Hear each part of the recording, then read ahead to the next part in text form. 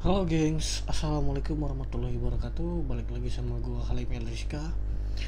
Kali ini gua akan mempresentasikan atau memberitahukan kepada kalian itu satu hal tentang peran penting media di tengah masyarakat serta keuntungan berbisnis di media untuk ID, terutama bisnis iklan. Nah, gimana bentuknya, geng? Ini gue bakal jelasin ke kalian. Jadi kalian simak baik-baik ya. Oke, coba gue pengen nanya sama teman-teman, jenis-jenis media massa apa yang kalian ketahui? Coba gue pengen tanya. Nah, oke. Nah, ya, jenis-jenis media itu yang pertama ada jenisnya koran, kayak yang kalian tahu bentuknya koran yang kayak mana, yang setiap hari terbit di meja-meja, di office-office. Koran, kalian tahu kan, mungkin kalian pernah lihatnya. Nah, terus yang kedua itu ada majalah. Nah, majalah itu biasanya terbitnya harian. Ada biasa kalian tengok itu jenis-jenis majalah ya, bentuknya di toko-toko jual buku gitu kan, ada bentuk majalah gitu. Atau di kantor-kantor juga biasanya ada jual majalah. Bukan jual majalah sih, ada masuk majalah di situ. Tapi kalau itu salah satu bentuk media juga. Terus ada yang namanya radio. Nah, radio ini sudah lama juga salah satu bentuk dari media mainstream. Itu radio. Mungkin kalian pernah dengar dulu ya, kayak nama-nama radio yang lama. Atau kalian suka bawa mobil contoh sambil denger radio, itu pasti masih kan. Nah, kalau sekarang udah canggih ya, denger musik kan. Terus selain radio apalagi gengs? Ada televisi yang sering kalian tonton. Tentu kalian tahu dong media televisi kayak gimana bentuknya. Ya, bisa kalian lihat lah sendiri kan. Ada media A, inti, pokoknya itulah. Berbagai macam bentuk media kalian bisa tengok di televisi. Terus selain televisi ada juga yang namanya itu media daring atau online. Nah, ini media yang lagi berkembang saat ini, geng. Media daring atau online itu adalah media yang saat ini sangat diminati masyarakat. Kenapa? Lu bangun tidur lu udah buka HP. Nah, itu salah satunya. Lu bangun tidur lu lihat HP. Nah, lu online. Nah, itulah keunggulan sekarang ini, ada yang muncul namanya media online. Terus geng, selain itu gue juga pengen tanya sama kalian, peran penting media di masyarakat itu apa? Di tengah-tengah masyarakat, ada yang tahu? Iya, yang pertama, fungsi media itu sebagai penyebaran informasi. Iya, mengapa? Karena peran dia muncul di masyarakat semata-mata untuk menyampaikan informasi yang belum diketahui oleh publik dan disuguhkanlah oleh si perusahaan-perusahaan media ini, apapun jenis medianya, geng. Yang kedua, media sebagai sarana pendidikan. Kalian bisa belajar melalui media. Di situ kalian bisa melihat adanya ilmu-ilmu baru atau kata-kata baru, temuan-temuan baru yang setelah kalian melihat, mendengar atau membaca media tersebut. Lalu media itu sebagai hiburan. Ya, hiburan jelas dong, kalian kemana-mana kalau udah pengen hiburan ya kalian tinggal buka ini sarana media juga, kalian bisa nengok di situ, nanti ada baik itu cetak, online dan yang lainnya, itu pasti ada sarana hiburannya. Ya minimal di situ ada kolom-kolom untuk anak-anak juga. Nah, ada jenis-jenis untuk hiburannya. Lalu media itu sebagai pengawas dan sosialisasi. Pengawasan dan sosialisasi ini maksudnya apa? Yang dimaksud dari pengawasan dan sosialisasi ini, media sebagai kontrol untuk kita bersosialisasi satu dari sama yang lain.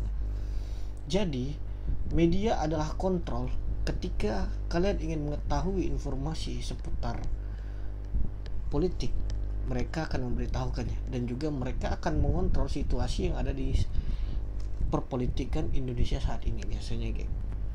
Ya tentu apa yang disuguhkan media, nah itu yang bakal kalian terima.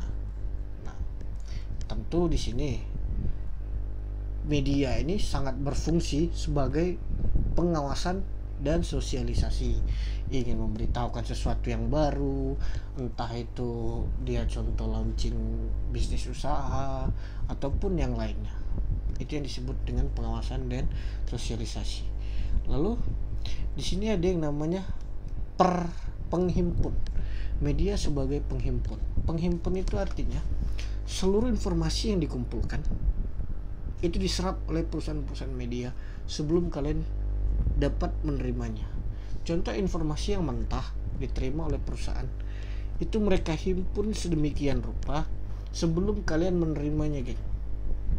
Apapun bentuknya, baik bencana itu mereka himpun, baik itu pariwisata dan yang lain, itu mereka himpun jadi satu sebelum mereka menyuguhkan ke kalian. Jadi itu yang namanya penghimpun. Mereka mengumpulkan satu data-data, baik itu ya peristiwa, pendidikan, ekonomi, kriminal dan yang lain. Nah, itu mereka mengumpulkan seluruh datanya sebelum mereka memberitahu kepada publik bahwa ada ini loh kejadiannya di sini gitu.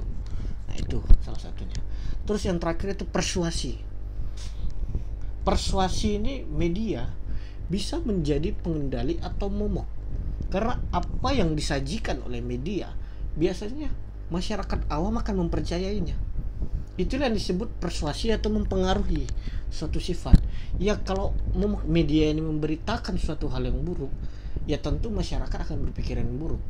Nah tentu dengan media yang memiliki kontrol yang bagus serta persuasi dalam mainkan kondisi yang berimbang, itu akan bagus efeknya ke masyarakat.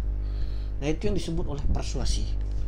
Nah, oke, selain itu gue pengen nanya sama kalian tahu nggak apa itu citizen journalist? Ada yang tahu mungkin?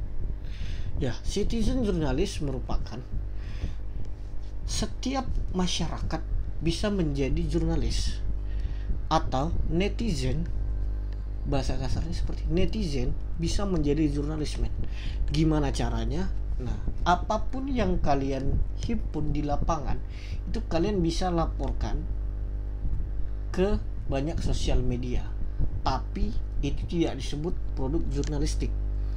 Tapi ketika kalian menghimpun satu data yang penting dari lapangan, contoh kejadian, itu kalian kirim ke salah satu perusahaan pers dan kalian telah mewawancarainya, tempat kejadian dan yang lainnya, dan karya kalian di lapangan ditulis oleh perusahaan pers dan diupload dan ada fakta-faktanya. Nah itu baru bisa jadi produk jurnalistik karena sudah ada pertanggungjawabannya, dan di situ kalian juga bakal diminta untuk bertanggung jawab atas laporan yang kalian berikan. Nah itu salah satu citizen journalist. Banyak contohnya citizen journalist. Cuman kadang-kadang banyak masyarakat yang memahaminya jadinya rasanya arahnya ke hoax. Nah ini yang kita sayangkan sebenarnya.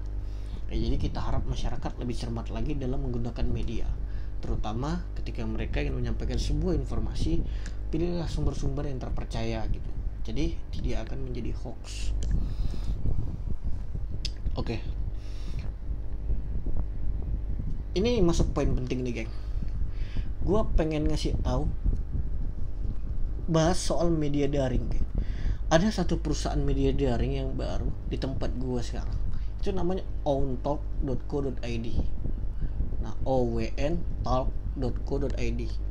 Nah, perusahaan ini baru berjalan selama 5 bulan. Dan perusahaan ini sudah menghimpun sekitar 1/2 juta pembaca, geng, dalam waktu 5 bulan. Nah, dengan traffic yang bagus, dengan link yang bagus, saya rasa ketika kalian memasang iklan di media ini, itu sangat bagus pengaruhnya untuk bisnis kalian. Nah, gue jelasin dulu ya.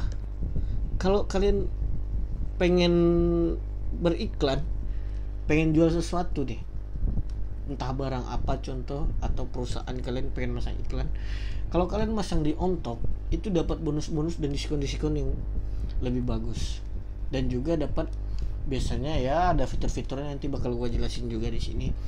Ya mungkin kalian bisa nengok traffic ya dulu, kalian bisa cek di websitenya itu owntalk.co.id.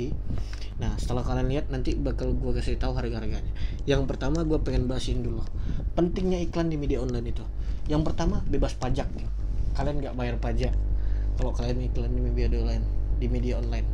Ya kalau kalian di media lain, contoh di pinggir jalan ada pajaknya, di koran mungkin ada PPN-nya bisa, atau di majalah PPN-nya, atau kalian pasang iklan di tempat-tempat umum gitu, itu pasti ada pajaknya. Nah terus lebih mudah dan efektif biasanya geng kalau kalian pasang di online. Jadi kalian bisa gampang ketika orang ngeklik itu udah muncul iklan kalian, apa yang kalian pasarkan itu udah muncul. Itu biasanya di online lebih mudah. Terus yang lebih kerennya lagi jangkauannya global karena media daring ini kan di internet ya, otomatis jangkauannya global kayak menyeluruh atau mendunia. Dan yang terakhir dan yang keempat, tidak memerlukan lokasi atau tempat. Jadi kalian nggak perlu repot-repot nyari tempat untuk pasang iklan. Nah kalian tinggal kirim desain, bang kita mau ngirim desain di media online. Nah kalian nggak perlu mikirkan tempatnya mau di mana, mau di pinggir jalan, mau di mana, ngalang jalan orang, nggak perlu. Nah karena tempatnya cuman di internet. Nah terus lebih murah dari iklan konvensional, itu tadi yang bilang lebih murah. Kalau kalian pasang iklan di contoh di ya media-media inilah atau di konvensional yang lainnya, otomatis kalian kena pajak, harganya tinggi. Nah kalau di media online itu kalian lebih murah biasanya untuk memasang iklannya di situ. Lalu terukur apa yang ingin kalian tuju. Contoh kalian ingin okupansinya kemana, pengunjungnya di hotel kan. Kalau hotel sih biasanya menyeluruh ya, kayak di rubrik pariwisata dia pengen munculnya, itu bisa diatur kalau di internet. Terus keuntungan memasang iklan di media online, keuntungannya itu yang pertama, yang ini hampir nyambung sih kayak yang sebelumnya. Kalau keuntungan itu ya yang pertama jangkauan dari iklan ini kemana. Itu tadi yang aku bilang, traffic media online itu mempengaruhi jangkauannya. Kalau traffic mereka bagus, otomatis iklan kalian banyak dilihat orang. Makanya tadi gua perkenalin media gua itu OwnTalk.id. Kenapa? Di situ trafficnya udah lumayan kalau kalian pasang iklan di situ, dan gua berani jamin. Terus adanya hubungan atau link perusahaan pers. Hubungan atau link perusahaan pers ini ya dari si medianya sendiri memiliki link untuk ke perusahaan-perusahaan lainnya atau ke masyarakat lainnya. Contoh kayak paguyuban dan yang lainnya itu di masyarakat, atau ke perusahaan-perusahaan linknya bagus. Itu biasanya kalau di medianya yang berupa perusahaan pers. Lalu peluangnya kreatif. Kenapa peluangnya kreatif? Karena kalian ditawarkan fitur-fitur nanti di situ. Contoh ya kalian pasang iklan berbentuk GIF, atau ada pemberitaan di situ juga, atau video. Banyak modelnya, banyak tipenya. Terus di situ juga adanya ya peluang kreatif. Itu sih yang terakhir, peluang kreatif. Oke, lanjut geng. Nah ini yang gue pengen bahas, harga iklan di media OwnTalk.id. Dari tadi gue ngoceh-ngoceh, kalian udah ngecek media OwnTalk.co.id. Kalau kalian cek di sini ada 4 tipe iklan. Banner utama ukuran 370 x 60 pixel, harganya 6.500.000 per bulan. Catat geng. Yang kedua, banner tengah 370 x 60 pixel, harganya 4.500.000 per bulan. Oke, udah dicatat sampai sini. Yang ketiga, banner di samping ukuran 130 x 60 pixel, harganya cuma 3.500.000 rupiah per bulan. Dan banner di dalam berita ini biasanya yang paling hot news nih, ukuran 370 x 60 pixel dengan harga 7 juta per bulan geng. Bayangin ketika orang ngeklik satu berita itu ada iklan di dalam.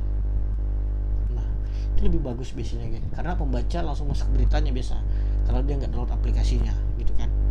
Nah, selain itu, geng, gua nawarin ke kalian nih buat peluang bisnisnya yang lain, buat temen-temen gua ya, audiens yang bisa dapetin poin A sama D, itu gue kasih fee 8% untuk kalian. Fee nya 8%, poin A sama D yang gue bilang tadi, yang 1 sama 4. Lalu yang kedua sama yang 3, B sama C, itu gue kasih fee nya 4%. Nah kalau yang A dan D, kalau D tadi kan 7 juta nih keuntungannya, lu bayangin 4%, 8% nya ke lu berapa. Nah itu kalau ada yang masuk, nah itu gue kasih ke lu. Terus kalau yang B sama C itu kan ada sekitar 4.500.000, 4% nya berapa kalau gue kasih ke lo. Nah ini bisnis gue tawarin ke kalian. Yang mau join sama gue bisa gabung ke gue, bisa kontak nomor gue di bawah, mungkin nanti ada gue cantumin juga. Terus buat kalian juga yang mau tanya-tanya seputar media online, apa sih Ontoko ID dan apa sih pentingnya beriklan di Ontoko ID, bisa ngubungin gue ya. Terus jangan lupa satu lagi, geng, jangan lupa subscribe and comment dan share, oke? Karena share itu gratis, oke? Pamit, gua Halim Yeliska. Assalamualaikum warahmatullahi wabarakatuh.